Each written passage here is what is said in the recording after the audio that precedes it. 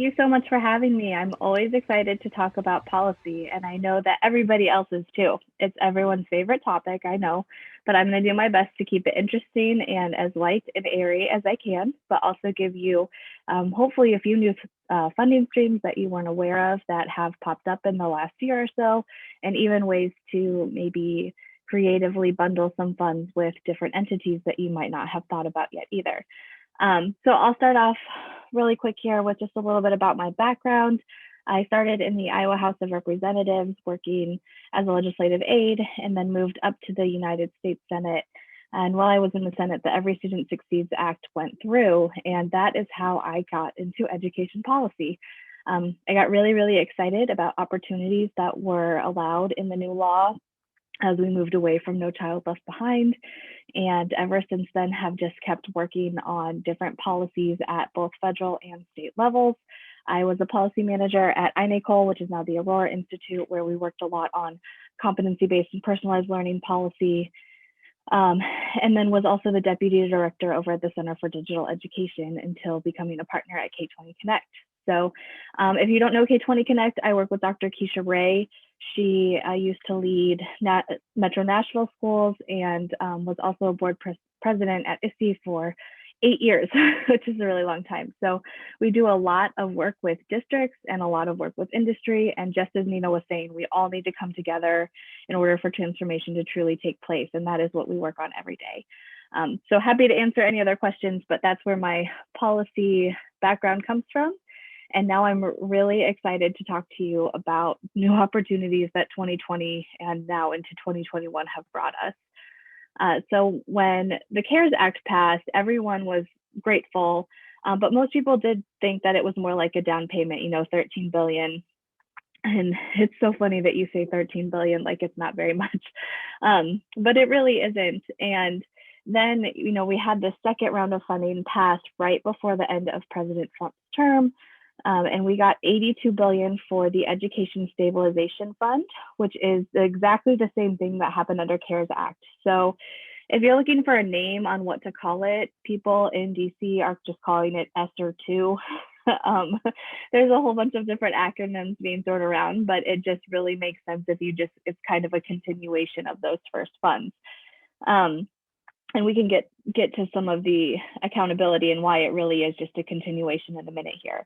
But as you can see up here, we got $54.3 billion for K-12 schools, again, through that Title I formula, no competitive grants, all formula just distributed by that same formula. And then higher education, of course, they got $22.7 billion. And then the GEAR Fund, which has been really interesting, and I'll talk a little bit more about that, also got another round of funding, but this time was allowed to be spent for private schools as long as they promised not to apply for the PPP program. So there's a few different restrictions on it, but what's really interesting is to see how these funds have also been bundled together in new ways. And something that I also want to talk about is connectivity. And although education didn't specifically get money for fiber or for new networks or anything like that, the bill itself did include $7 billion for connecting families. And what's cool about this program is that it's part laying the fiber, getting the network, the infrastructure in place, but it also created a $50 a month subsidy program for low-income families. And usually when we see money for getting students connected, it's really just focused on that infrastructure piece. And what was cool about this is actually providing a subsidy for families. And the reason that I'm telling you about it is because districts aren't going to see those dollars. However, if you have low-income families in your district, you can guide them to this program.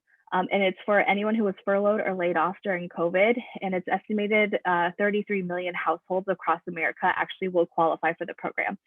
And that's another program that's being set up through the Federal Communications Commission. So if your E-rate dollars, that also comes from the FCC. And right now, public comment is open on that program as they figure out how to set it up, how to apply, do all that stuff. So if that's something that's of interest to you, make sure you go and comment on that program and how it's being set up, administered, and all of that stuff. So again, dollars that aren't directly going to go to schools, but something helpful that you can use to help your families. So I just wanted to touch on that briefly, as getting devices and connection has really been the #1 priority for the use of these funds. So under the second round, or ESSER 2, the allowable uses really stayed the same from CARES Act.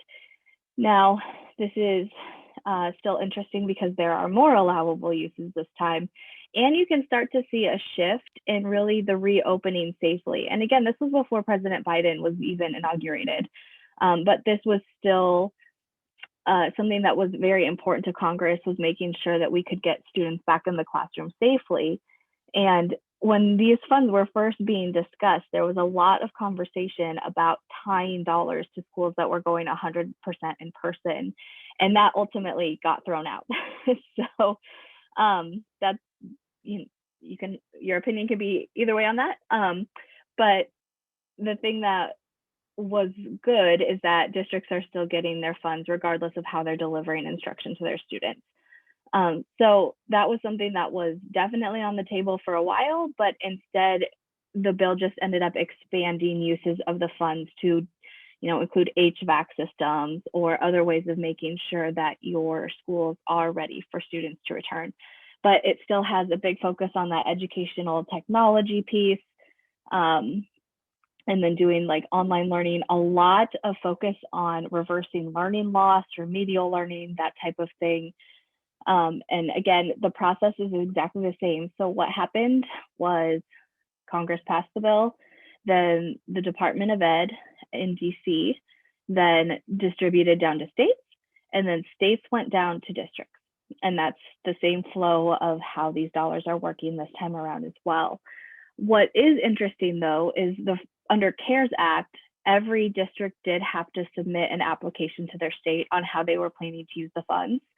This time around, states are divided. So I am here in, I'm going to just call it frigid Iowa today. I think our high is 11.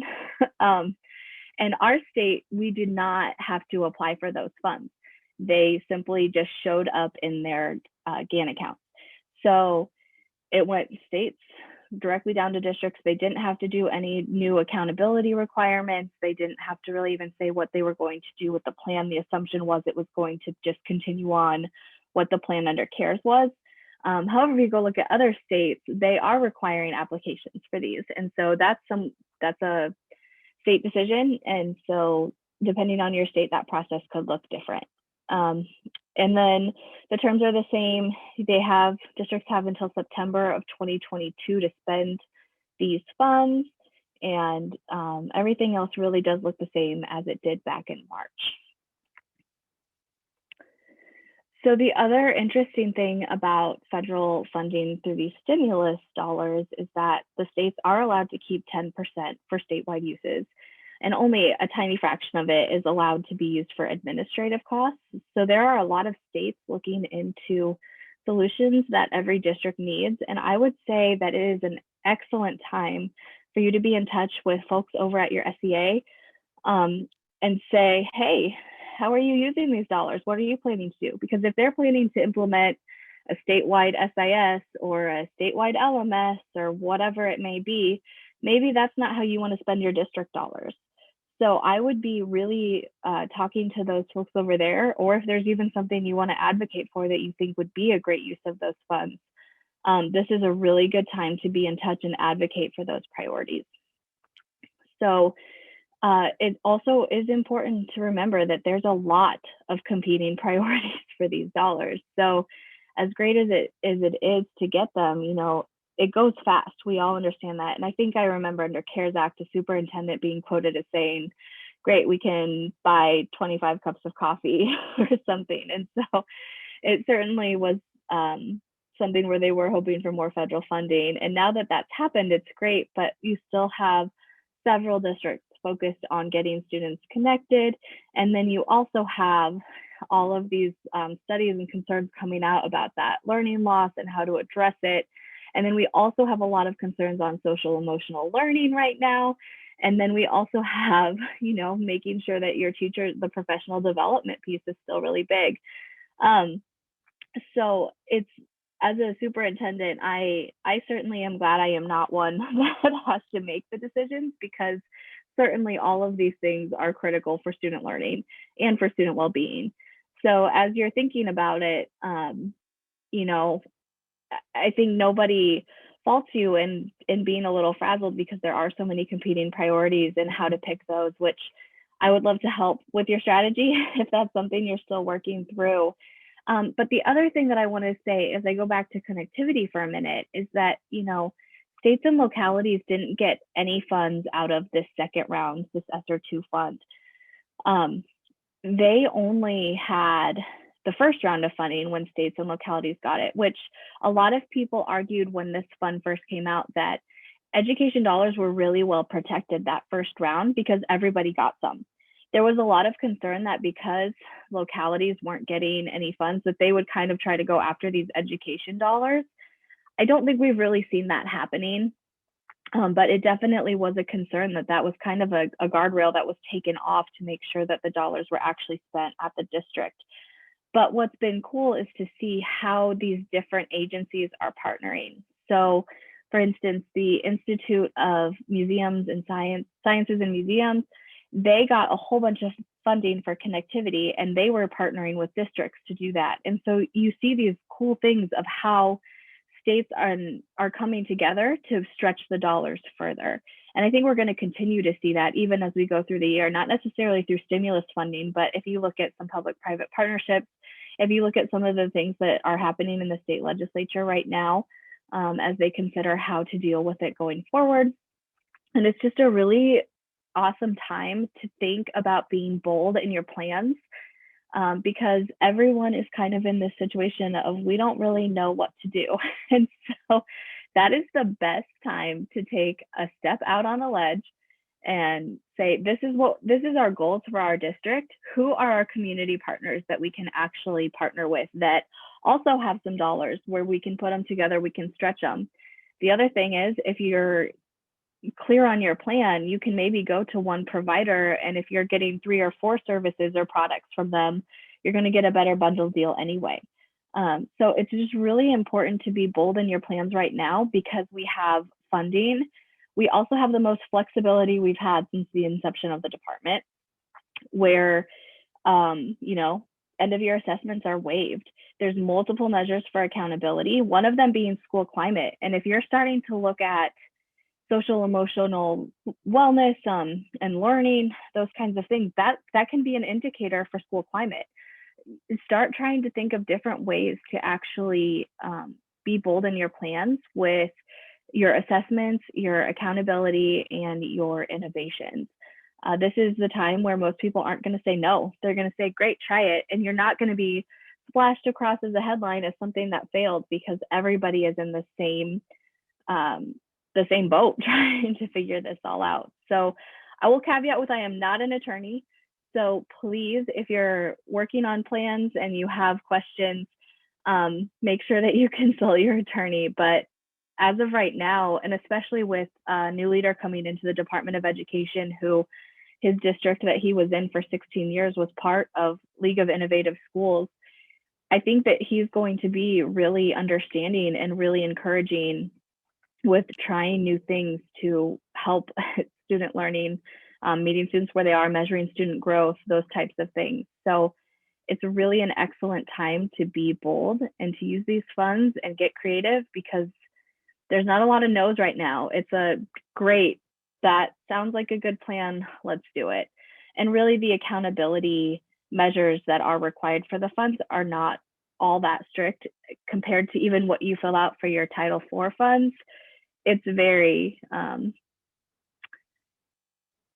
it's less intensive, where, you just had to do your certification and agreement, and maybe only once, not even twice.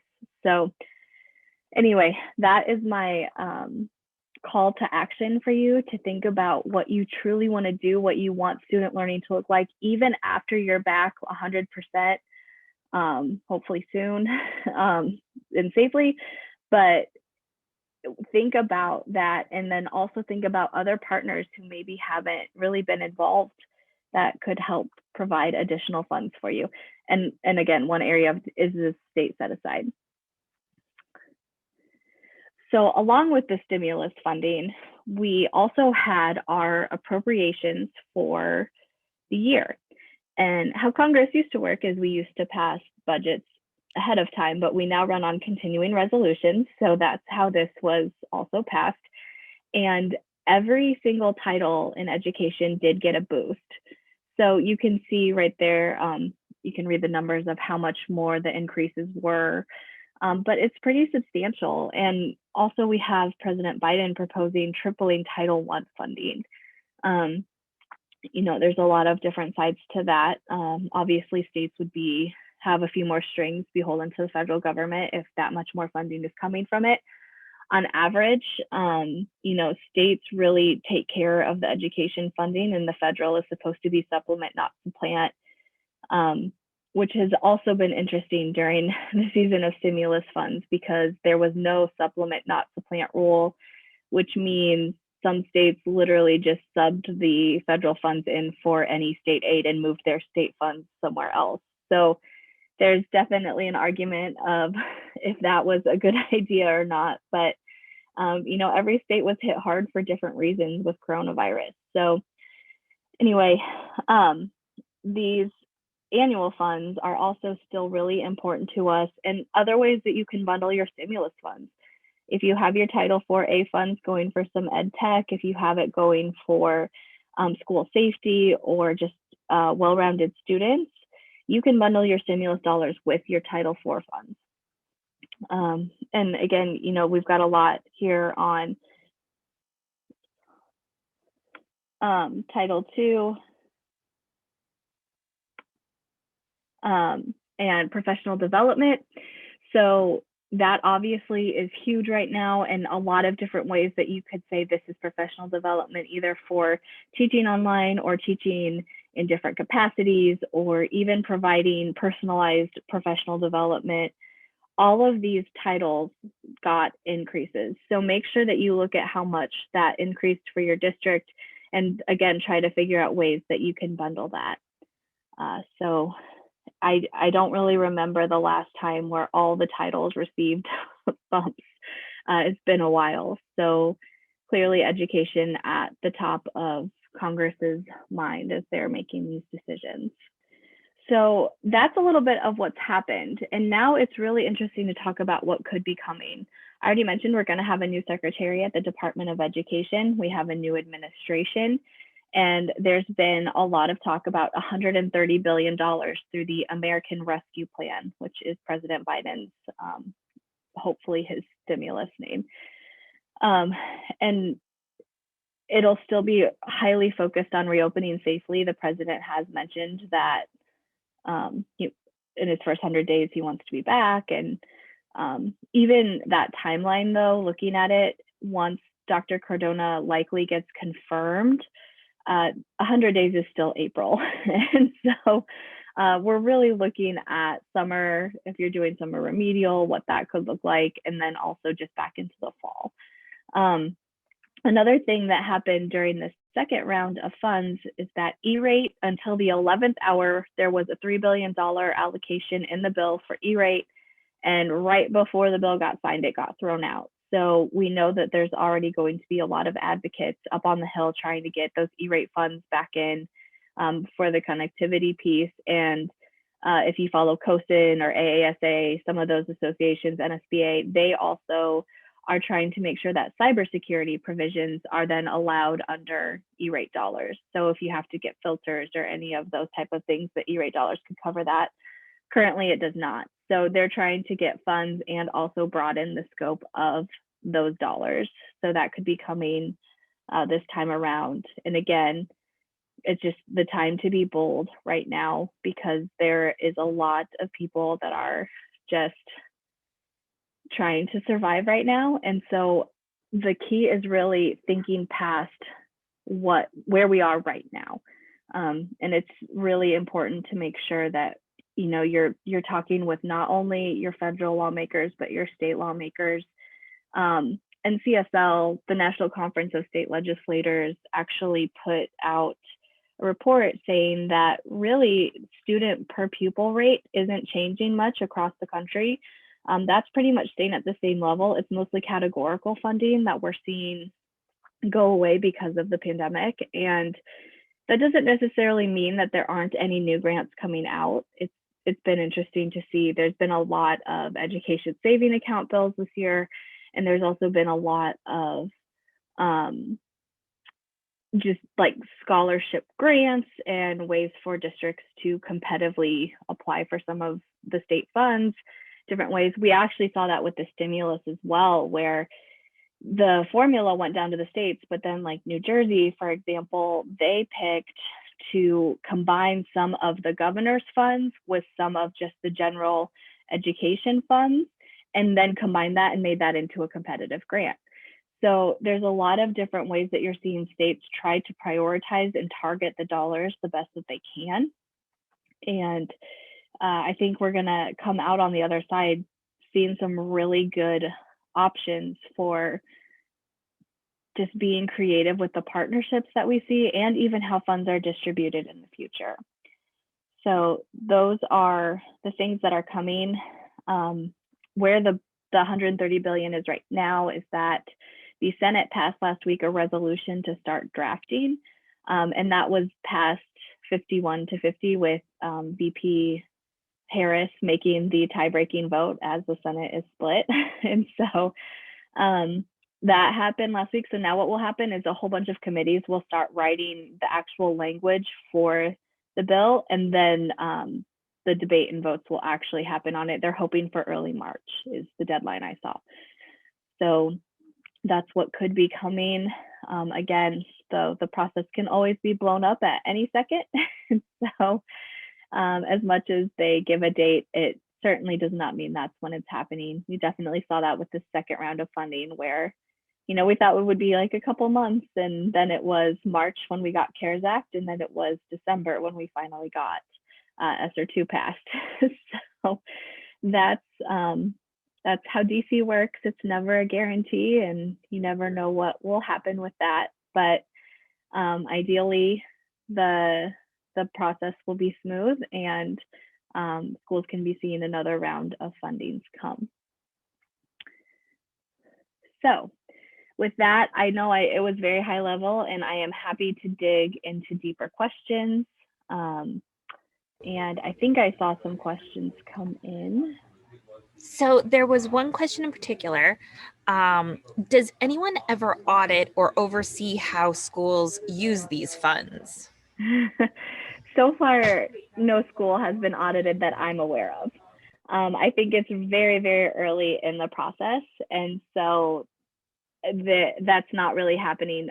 The state should be monitoring what that looks like, but in terms of actual accountability and enforcement, I don't think there's a lot right now. And it just the timing of how the second round came down with right after the funds were obligated, Secretary DeVos stepped down. And so we've been without a secretary at the department for like a month or so now. I can't remember exactly what date she stepped down, but it's really been kind of just this limbo where the states got all the money, and like they certainly were not expected to wait until the confirmation of the next secretary to start spending. But in terms of that actual auditing, I have not heard of anything happening, especially because those funds you still have until September of 2021 for the March CARES Act to spend those.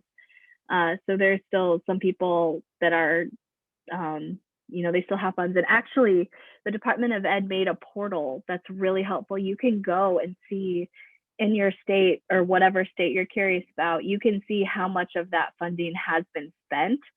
I will caveat that it hasn't been updated for a while because there hasn't been anyone at the department during the transition. But I do believe they'll put the ESSER 2 funds in there, and you can go see how much your governor still has. You can go see how much your state still has. It doesn't go down to the district level, but you can see what that is. And if there's something that you're really needing or need to advocate for funding, go see how much is left. See if there's a way that you could I mean, I don't know if that would mean turning some of it into a competitive grant or what that process would look like, but there's certainly opportunities there for funds that have not yet been spent. It doesn't necessarily mean that they're not planned for. It could be the money hasn't just gone out the door yet, but it's certainly worth asking and seeing what that looks like and how much is left in the pot. Susan, what was that website again? It's Department of Ed who owns it. I can get that link for you. I'm not exactly sure what the website is. No worries, I can do a quick search. Yeah, if you just type in like USDE portal cares or something like that, there's a press release when they opened it, and then it links right to it, and you can go through all the states, like I said, in any of those funds. I think a really good transparency tool that the department created with all of this, sudden influx of cash for education. All right, I just put it in the chat box. I believe I have the press release. Perfect, thank you. You're welcome. All right, everyone, are there any other questions that you would like Susan to address? It's not often you have an expert right here ready to help, so take advantage of it. And if there are specific areas I didn't really touch, and there's additional funding for social emotional learning, additional funding for remedial, all of those different things that aren't necessarily its own fund, but are allowable uses. And I can just kind of tell you, I have the numbers right here. For the Substance Abuse and Mental Health Services Administration, it was funded at $6 billion, which was an increase of $133 million above the 2020 enacted level. And as we're starting to see more and more research about students who are isolated, students who are just kind of sad and over it, I mean, as adults, I know we feel that too. This is a really great resource for districts to go and identify some helpful tools for social emotional learning. There's a lot of curriculums out there. There's a lot of applications to kind of even do like surveys of your students, keep it anonymous. There's also therapies, and even when we talk about flexibility, under the CARES Act, we saw that now doctors can actually be reimbursed for telemedicine. That was something that before CARES Act, there wasn't a real push to go to telemedicine because doctors were like, well, we're not going to get paid if we do it. That changed. That's the flexibility that's allowed. So as you're thinking about how to offer some of those behavioral services and well-being services to your students, again, not a direct flow of cash, but a flexibility to take advantage of. And also within that, there's a suicide prevention program, which is $21 million for the Zero Suicide program, which is an increase of $5 million, and $24 million for a suicide lifeline, which is also an increase of $5 million. So you can see that there's things that aren't exactly instruction, that aren't exactly core curriculum or any of those things, but I believe we're going to see increasing needs for these types of services for students as they come back and kind of have to shake off the last year. I can't imagine being a sophomore in high school and, as silly as it is, like my prom getting canceled or my graduation getting canceled, like at that time, that's your world. And so thankfully your world gets bigger, but at that time it's really important. And so if you start losing those things, I can just see how that rise in depression or those just social emotional ideas are tough. So when you're thinking about as you return how to reopen safely, I think that that's definitely something strongly to consider as you're looking at how to use your funds as well. Okay, well, if we don't have any further questions, I want to thank you all so much for joining us today. That was so great. You really are such a resource, Susan. So everyone, please make sure you got Susan's email and feel free to email her following this presentation if you have any follow-up questions that weren't addressed today. Thank you again, Susan. This was really wonderful. Thank you.